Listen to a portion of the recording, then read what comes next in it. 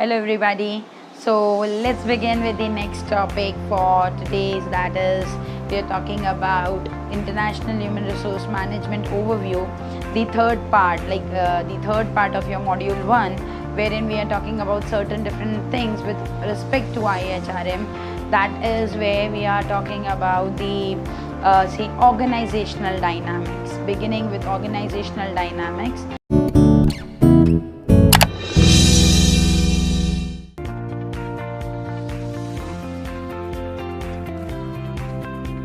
We are talking about, when we talk about an organization, it has got a lot many people, no doubt, but then it has also got a lot many procedures to be followed. And here when you talk about organizational dynamics, I have got different teams, different groups, different individuals, different process, different department functioning, and then combining together to give me an organization overview. So same way, this organizational dynamics does play a big role when it comes to IHRM. We talk about handling the organization, we talk about the various subsidiaries, we talk about the various ways in which the subsidiary and the parent company, or whatever approaches we have spoken in terms in the previous session, that was all about ethnocentric, polycentric, geocentric and regiocentric. So here the organizational dynamics is where I do have to look into it, that an organization is handled by different people in different countries. So how do they gel? How do they meet each other? How do they communicate? How do they deal with the procedures, the paperwork, the communication, everything out there? And that's what is all about organizational dynamics.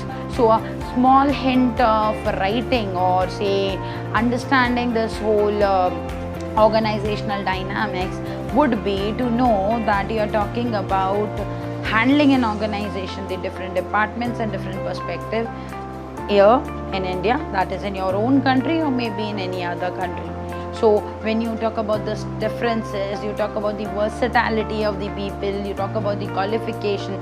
Look at your own family. When you look at your own self, your own family, you have got your parents, you have got your siblings. Nobody is the same. We do have fights with each other, we do survive with each other.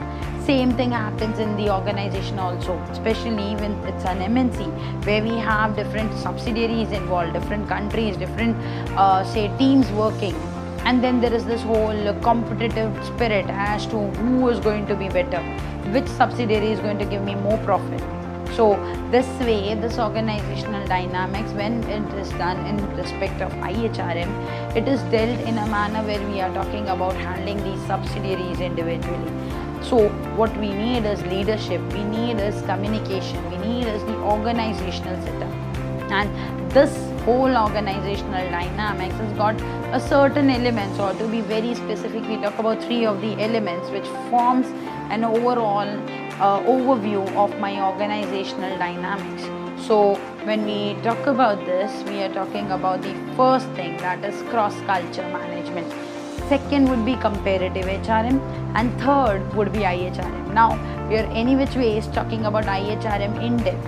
So we need not be getting into it right now in this particular talk. But then apart from this, we are talking about cross-cultural. Now let's see, if I talk about these 2 fingers, obviously it's very simple and stupid to know that I'm talking about a cross, which is very much visible.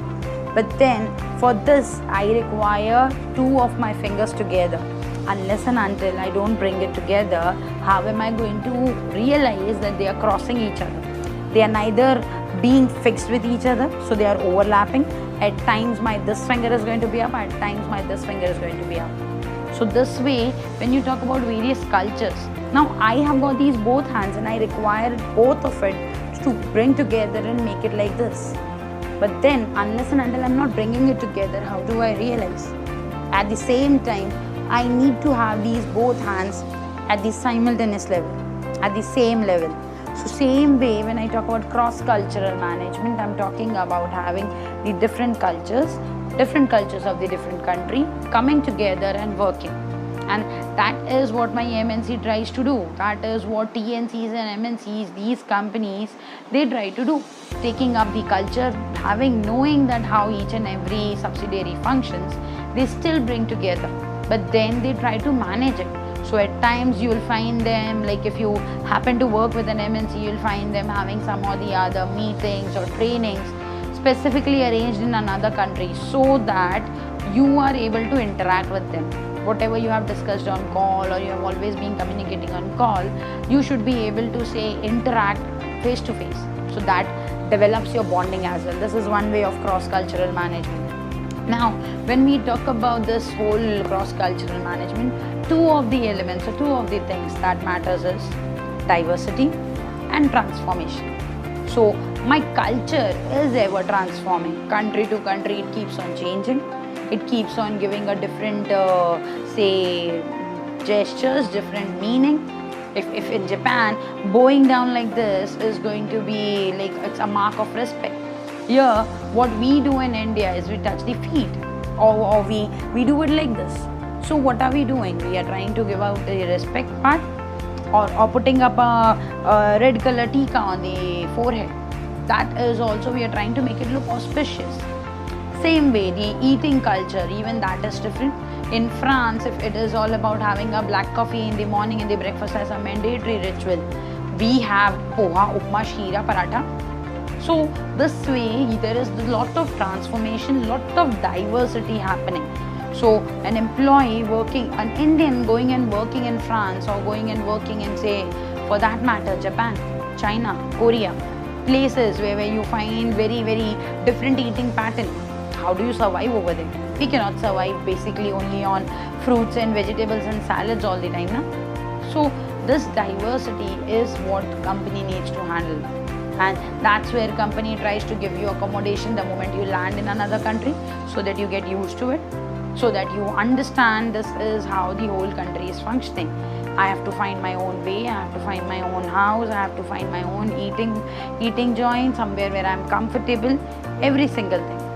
And this cross-cultural management, when it is like we are discussing more, it's more about having certain issues too. So you have certain limitations, you have certain problems when it comes to cross-cultural management. Now, being good enough, being understandable that this culture, every culture holds its own importance. At times, your religion also plays a role. At times, your own way of working, or your own style of working would also vary. So in these cases, this cross-cultural management becomes a bit difficult. Companies are not able to, and you will find employees coming back too. Employees going on the, say, site visit, client visit, all right, 1, 2, 3 months is okay.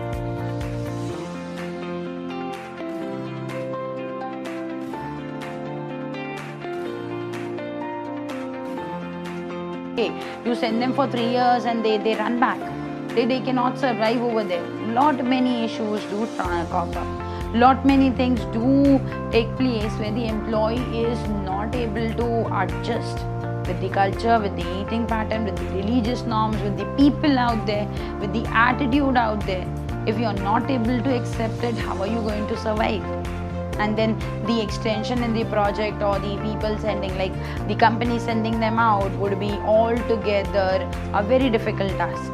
So these limitations, the regional bias, the racism, the communal thing, the food pattern, culture, anything and everything, it does hold a lot of impact on the employee. So when it comes to the employee, when it comes to the, say, how they are working over there, how do you gel up your appraisal thing? Again, cross-cultural. You're not able to, here you might be the best of the employee in your organization. There you might not be working according to the norms the way your manager wants you to work. And in return, what happens is, you are termed as an underperformer or an underrated. So suddenly, where you were a 5-star rating employee in your country, you go there and you work and you're an average 2-star, 2.5 star. And then you are like all sulking and a sad feeling, why I am not capable, how am I not able to, like, say, gel up with them. So these things do take a toll on you, and that's where this cross-cultural management faces some limitation. Alright, and the next part is comparative HRM. Now comparative HRM in terms of my organizational dynamics is, I am trying to compare I'm trying to compare. Now, if I say I have got the say different functions of HRM, no doubt. These functions, when compared, recruitment in India, it's more like, okay. Let's talk about India and any of the country. Now in India, when you talk about recruitment, you have been studying. You have studied recruitment and selection in your third semester, most probably. So you come across the process of recruitment, and then you realize it's all about dumping your CV. You find an advertisement in your newspaper, and that's where you just go ahead and start posting your CV. In email ID, you start bombarding your CVs on the various email IDs. Said good. This is the approach of pooling the CVs. Here we try to first gather all kind of CVs, and from that we try to select.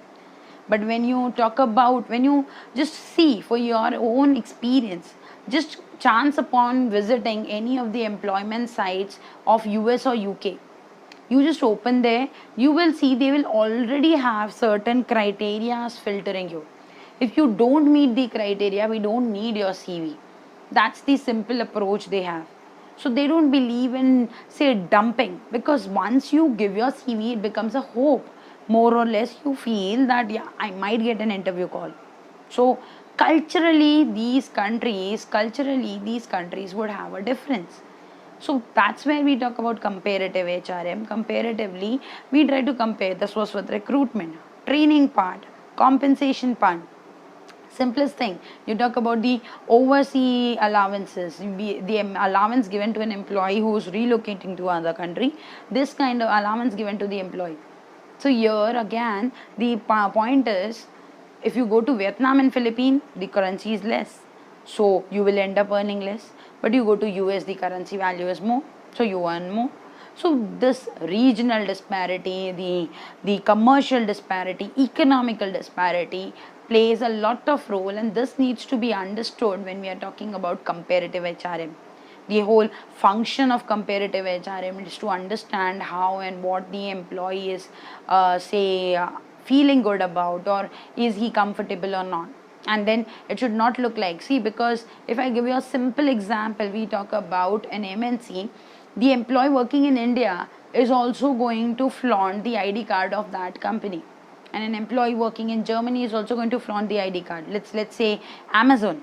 If we talk about Amazon and it's in Bangalore, the employee working in the Bangalore office is also going to show off his Amazon ID. The employee working in US is also going to show off his Amazon ID.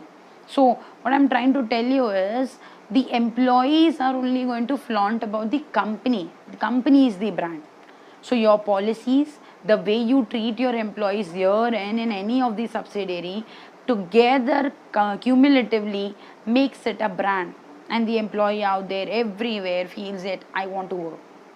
That's where we talk about these cross-cultural things in the comparative HRM in detail.